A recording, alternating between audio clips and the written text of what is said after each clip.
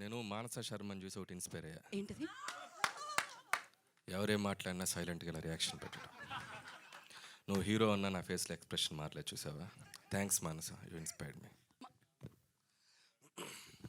Thank you. First of all team అందరికీ big congratulations.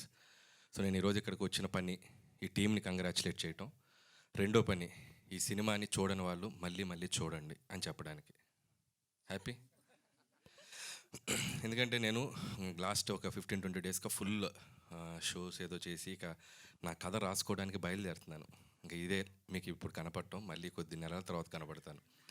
So ఎక్కువ కనపడ్డాను, నా సినిమా నుంచి కనపడుతూనే ఉన్నాను. అండ్ నిహారిక ఫోన్ చేసింది, ఎక్కడున్నారు అన్నారు. ఇట్లా ముంబై వెళ్తున్నానమ్మా. వస్తున్నారు కదా అంది. ఈవెంట్ ఒకటి పెడుతున్నాను. వస్తున్నారు కదా అని నాకు ఇంకేం చేస్తాం. So mega family కాదనిలేము.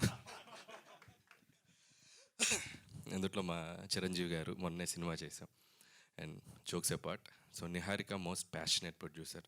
సినిమా కోసం చాలా కష్టపడుతుంది. ఆ సినిమాని జనాల ముందుకు తీసుకురావడానికి ఇంకా కష్టపడింది.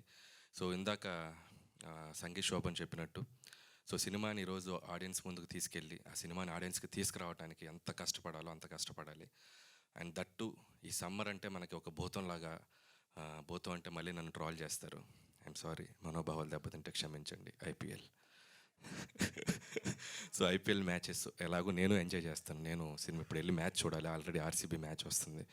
కాబట్టి వీటికి కాంపిటీషన్లో ధీటుగా సినిమా నిలబెట్టుకోవటం అనేది చాలా కష్టం. సో ఆ సినిమా నిలబెట్టుకోవడానికి ప్రతి సినిమా వాళ్ళు చాలా కష్టపడుతున్నారు. సో అలాంటి ఈ టైంలో, ఈ ఐపీఎల్ జరుగుతున్న టైంలో కూడా సినిమాని చూడటానికి ఆడియన్స్ థియేటర్స్కి వస్తున్నారు. That is a very very good thing. And thanks to audience first of all.